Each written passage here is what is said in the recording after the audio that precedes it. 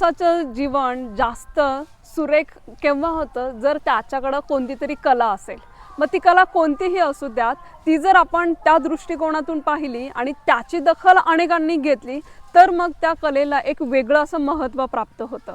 असंच जुन्नर तालुक्यातील एक असं व्यक्तिमत्व की साधी एखादी गृहिणी जर घरी रांगोळी काढत असेल आणि त्या रांगोळीचं जर विश्वविक्रम झाला तर यामध्ये काहीतरी वेगळं आहे. आणि तेच वेगळंपण आणि आमच्या जुन्नर तालुक्याचा अभिमान असलेलं व्यक्तिमत्व आज मी खास या पॉडकास्टमध्ये घेऊन येत आहे.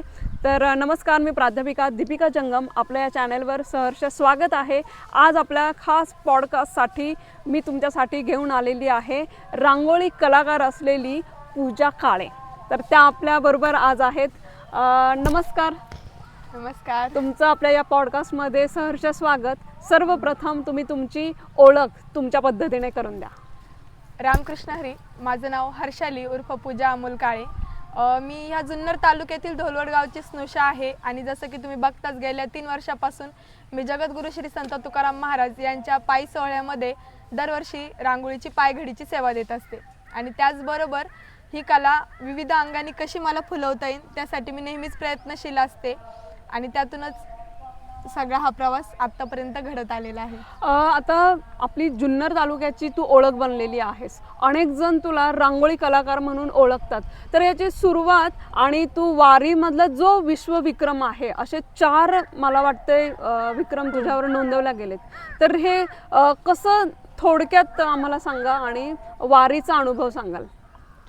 खरं तर वारीबद्दल काय बोलणार ना. वारी म्हणजे हा आपल्या मराठी संस्कृतीचा आणि आपल्या महाराष्ट्राचा आरसा आहे आणि तो आरसा मला दरवर्षी बघायला मिळतो वारीमध्ये. आणि खरं तर सर्वप्रथम ज्यावेळेस मी वारीला गेले त्यावेळेस अनुभव फारसे काही चांगले नव्हते, परंतु जे पण काही अनुभव मला आले त्यातून काही अनुभव हे माझ्या आयुष्याला कलाटणी देऊन गेले. पहिलं वर्ष हे माझं अनुभवाचं होतं. त्याच्यातून बऱ्याच गोष्टी शिकायला मिळाल्या, जसं की पैसे गोळा करण्यापासून मग एक गृहिणीपासून माझा सगळाच प्रवास सुरू झाला पहिल्या वारीमध्ये. आणि ज्यावेळेस मला स्पॉन्सर पण केलं होतं आपलाच जुन्नरचा बॉर्डरलेस पॅन्थर्स व्हॉट्सअप ग्रुप यांनी, आणि त्याच्यातून हा प्रवास झाला. तिथून मी सापडत गेले. मागच्या वर्षीचा जो रांगोळीचा खर्च होता तो देऊ संस्थांनी दिला. त्याच्यामुळं काय झालं की एक बऱ्यापैकी ओळख मिळाली होती. आणि ज्यावेळेस लोकांसंग माझं बोलणं व्हायचं तर त्यावेळेस मला जास्त करून माझ्या स्पीडबद्दल म्हटलं जायचं की तुझा स्पीड खूप छान आहे ताई, असं वगैरे. मग ह्याच्यातूनच ॲनालिसिस करत काही लोकांशी चर्चा करत 1-2 वर्ल्ड रेकॉर्ड बनवायचे ठरवले. खरं तर एकच आधी ठरवलं होता आणि त्या एका वर्ल्ड रेकॉर्डमध्ये 2 वर्ल्ड रेकॉर्ड हे अनपेक्षितरित्या घडले. काय होता तो रेकॉर्ड? काय होता रेकॉर्ड? असं होता की रोजची जगद्गुरूंची जी पालखी असते तर तिच्या पुढे मी कमीत कमी दिवसाला 100 रांगोळ्या बनवायच्या. म्हणजे देहू ते पूर्ण नाही प्रवासात? पूर्ण पंढरपूर पर्यंत नाही. रोजचा जो प्रवासाचा टप्पा आहे मग तो 20 किलोमीटर असेल, 25 किलोमीटर असेल, कधी कधी 17 ते 18 किलोमीटर पण असतो. तर त्या टप्प्यामध्ये कमीत कमी 100 ते 120 रांगोळ्या बनवायचा असा तो टार्गेट होता. आता पहिले 2-3 दिवस मी ते केलं तर मला एक कळालं की दिवसातून मी कमीत कमी 150 ते 200 पर्यंत रांगोळ्या बनवते दिवसाला. आणि मग तसंच करत आम्ही ठरवलं होतं की जगद्गुरूंचा 340वा सोहळा आहे तर 3400 रांगोळ्या ह्या पंढरपूर पर्यंत बनवायच्या, असं आमचं ते ठरलं होतं टार्गेट दिवसाचं. आणि 20 दिवसाची वारी असते त्याच्यामुळे ते मला एक बऱ्यापैकी वेळ चांगला मिळत होता रांगोळी करण्यासाठी. तर मग एक ठरवलं की 3400च्या तर जास्तच रांगोळ्या पंढरपूर पर्यंत होणार. मग एक चॅलेंज एक्सेप्ट करण्यात आलं. वर्ल्ड रेकॉर्डच्या टीमनीच मला सांगितलं की तू एका दिवसात किंवा 2-3 दिवसात 340 रांगोळ्या करशील का. तर एक मला माझ्या पद्धतीने माझ्या कॅपॅसिटीवर अंदाज आला होता की आपण दिवसाला किती करू शकतो. मग मी डायरेक्ट त्यांना बोलले की मी एका दिवसामध्येच 340 रांगोळ्या करेल. तर ते पण थोडेसे जरा शॉक झाले होते त्यावेळेला. पण ज्यावेळेस मी बोलून दाखवलं की नाही होईल, बघू, फक्त प्रयत्न तर करून बघू, झाला तर नावे होईल, नाही तर आपण जे चाललंय ते रुटीन प्रमाणे करू. आणि मग अशा प्रकारे आम्ही मार्ग निवडला. खरं तर तो मार्ग एक कॅपेबल होता माझ्या वर्ल्ड रेकॉर्डसाठी, कारण बऱ्यापैकी काय व्हायचं की काही ठिकाणी जर रूट जास्त असला तर मग ट्रॅफिकचा प्रॉब्लेम, सगळ्या गोष्टी. मग जसं आम्ही पुणे क्रॉस केलं तर लोणी काळभोर ते यवत हा जो साधारण 32 किलोमीटरचा मार्ग होता तो आम्ही निवडला आणि त्या दिवशी सकाळी आम्ही वर्ल्ड रेकॉर्डला सुरुवात केली. 6 वाजता सुरुवात केली, संध्याकाळी 5:30 वाजता वर्ल्ड रेकॉर्ड कंप्लीट झाला. अरे तर वा. त्याच्यामध्ये बऱ्यापैकी टाइम पण थांबायची वेळ आली होती ट्रॅफिकमुळे, गर्दीमुळे. तर तो टाइम कट करून तो वर्ल्ड रेकॉर्ड आपण 6 तास 30 मिनिटांमध्ये 340 रांगोळ्या अरे कंप्लीट वा. करायचा तो विश्वविक्रम केला. तर ह्या सगळ्याचं पूर्ण रेकॉर्ड चालू होतं, सगळ्या गोष्टी चालू होत्या. त्याच्यामध्ये एक रांगोळी अशी होती की जी त्यांनी त्याच्यातून कॅप्चर केली आणि मला म्हटले की हीच रांगोळी तू पुन्हा आम्हाला बनवून दाखवायचीस. आणि मग त्याच्यातून तो अनपेक्षितरित्या ज्यावेळेस त्यांचं माझं कॉन्टॅक्ट झालं त्यानंतर बारामतीमध्ये तो विश्वविक्रम बनवण्यात आला. काटेवाडीला 45 सेकंदामध्ये 36 स्क्वेअर फुटाची स्पिरिच्युअल रांगोळी बनवण्यात आली ना, असा तो दुसरा विश्वविक्रम त्याच्यामध्ये झाला. आणि तिसरा विश्वविक्रम तर हा होताच की कंटिन्यू रांगोळीचा, आणि त्याच्यामध्ये त्या रांगोळी पण काउंट करण्यात आल्या की देहूपासून पंढरपूर पर्यंत नॉनस्टॉप पायघडी प्लस 3,500 प्लस रांगोळ्या, म्हणजे 3,400चं टार्गेट होतं तर ते 3,700 प्लस रांगोळ्या झाल्या होत्या. म्हणजे प्रत्येक रांगोळीला एक स्पेसिफिक नंबर देखील देण्यात आला होता आणि ते सगळं प्रॉपर रेकॉर्ड करून मग वर्ल्ड रेकॉर्डच्या टीमला देण्यात आलं. ही खूप विशेष अशी गोष्ट आहे की साधी रांगोळी की जिला आपण अगदी साधं साधं म्हणत आलोय अनेक वर्षापासून, पण त्याच्यातून सुद्धा भव्य दिव्य स्वप्न असेल तर रेकॉर्ड होऊ शकतात.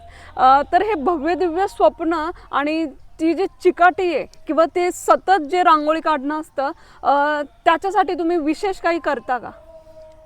याच्यासाठी विशेष असं काही नाही, पण मी खरं सांगेल की माझ्याकडं मनामध्ये एक अशी गोष्ट आहे की जसं की सगळ्यांना माहिती की मी एक म्हणजे एक गृहिणी म्हणून पण बरीच वर्ष राहिलेली आहे आणि वडील गेल्यानंतर मी खरं तर ह्या क्षेत्राकडे वळाले. तर ज्यावेळेस मी पहिल्यांदा ह्या गोष्टी करत होते, आता ह्या मागचं एक कारण सांगते की हा स्पीड कसा वाढला. तर माझं बाळ लहान होतं, साधारण 8-9 महिन्याचं असल्यापासून मी रांगोळी क्षेत्रात काम करते, माझी दुसरी मुलगी असल्यापासून. तर ती घरी असेल, मग तिला भूक लागली असेल किंवा तिने खाल्लं असेल का, ती काय करत असेल, ही ओढ असायची घरी. कामाला जरी गेले तरी ही ओढ असायची आणि त्याच्यातून हा वेग इतका वाढला की तो कळालाच नाही. खरं तर मी ह्या वेगाचं जे सगळं श्रेय आहे ते मी माझ्या मुलांना देईल, कारण त्यांच्या ओढीमुळे हिरकणी मला म्हणायला लागेल तुम्हाला की जिने आपल्या बाळासाठी एवढं मोठं बुरुंज खाली उतरली होती, तसेच हे बाळासाठी तेवढ्या स्पीडने रांगोळी काढतात आणि त्याचे रेकॉर्ड होतात. म्हणजे मला वाटतं की जिद्द आणि चिकाटी असेल तर आपण प्रत्येक गोष्ट सहज साध्य करू शकतो आणि ती चिकाटी आणि जिद्द मला पूजामध्ये दिसते. तर ही खूप छान गोष्ट आहे. त्याच्यानंतर परत तुम्ही आत्तामध्ये शिवजयंतीच्या दरम्यान जुन्नर तालुक्यामध्ये जे रेकॉर्ड केलं ते काय होतं ते थोडक्यात सांगा मला.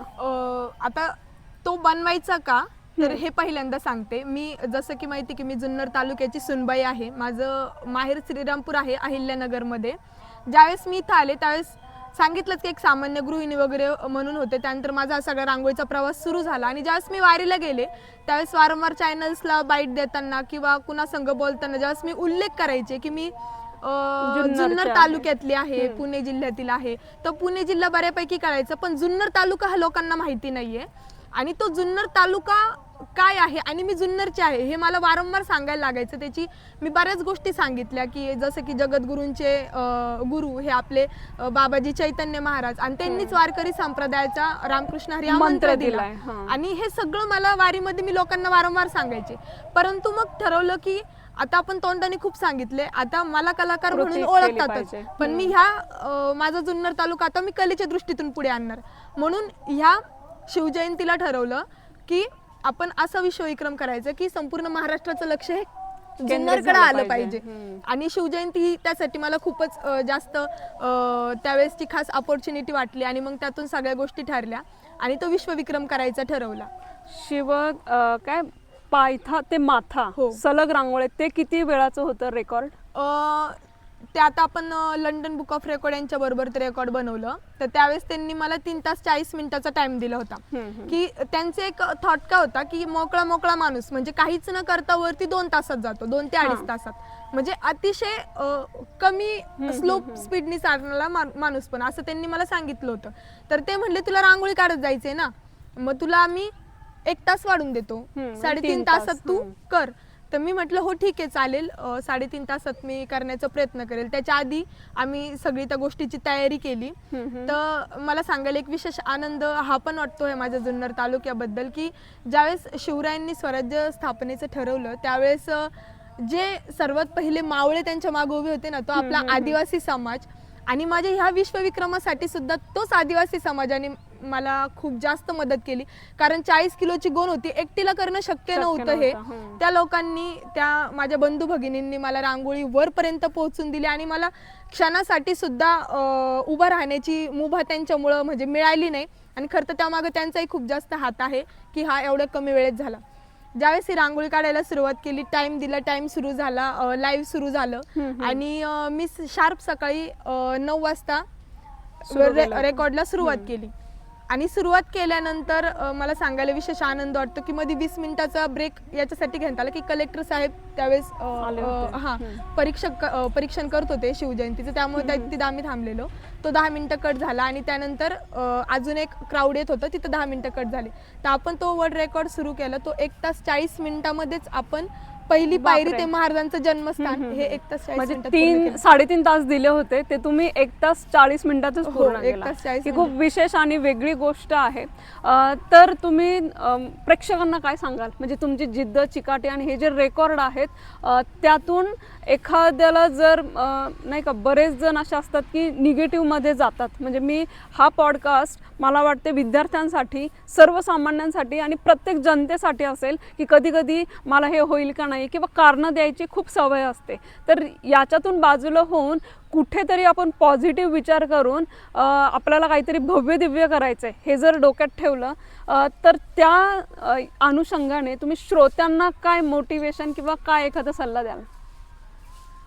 खरं तर प्रेक्षक वर्ग म्हणजे सगळेच माझ्या गुरु समान आहेत. त्यांना मी त्यांच्यापेक्षा खूप लहान आहे आणि त्यांच्या सपोर्टमुळे आज इथं आहे. त्यामुळे मी त्यांना फारसं काही सांगणे इतकी माझी खरंच लायकी नाही आहे. परंतु जे माझ्यापेक्षा लहान आहेत आणि आता स्ट्रगल करतायत त्यांच्यासाठी मी हे नक्कीच सांगेल की कुठलंही क्षेत्र असू द्या किंवा कुठली गोष्ट असू द्या, जर तुम्ही तुमच्या निर्णयावर ठाम असाल ना की नाही, काही परिणामांची पर्वा न करता एखादं चांगलं काम जर हाती घेतलं तर त्याचं निश्चितच चांगलं फळ आपल्याला मिळतं. ही प्रामाणिक भावना आहे. तर आज पॉडकास्ट घेण्याची म्हणजे या खूप बारकाईने गोष्टी जाणून घ्यायच्या होत्या की आपण फक्त वृत्तपत्रांमध्ये वाचतो किंवा ऐकीव माहिती घेतो, पण प्रत्यक्ष त्या व्यक्तीला भेटून मला हे जाणून घ्यायचं होतं आणि सगळ्यांपर्यंत पोहोचवायचं होतं. तर अगदी वेळात वेळ काढून पूजा मॅम तुम्ही आमच्यासाठी वेळ दिला, त्यासाठी मी तुमचे मनपूर्वक आभार मानते. धन्यवाद. आणि आपल्या जुन्नर तालुक्याची ओळख तुम्ही अगदी महाराष्ट्राच्या बाहेर सातासमुद्र पारपर्यंत घेऊन जाताय, हे आमचं भाग्य आम्ही म्हणतो आणि तुम्हाला त्यासाठी खूप धन्यवाद देतो. धन्यवाद दीपिका ताई, खरंच धन्यवाद. रामकृष्ण हरी.